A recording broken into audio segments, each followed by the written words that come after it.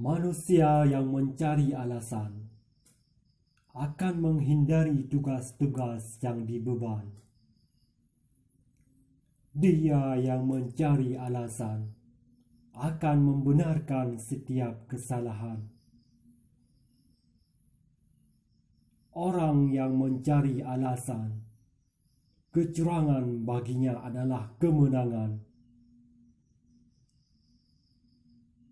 Mereka yang mencari alasan, engkau di matanya adalah alasan. Siapa yang mencari alasan? Setiap pertanyaan akan dijawab dengan alasan. Orang yang mencari alasan, hidupnya selalu bersembunyi di balik alasan, dan kemegahan yang dirangkulnya juga diambil dengan alasan.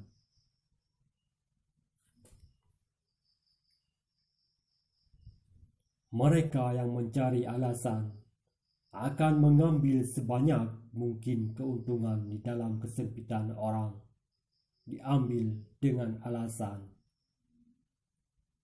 Orang baik akan dikalahkan dengan alasan oleh para penjahat yang pandai beralasan.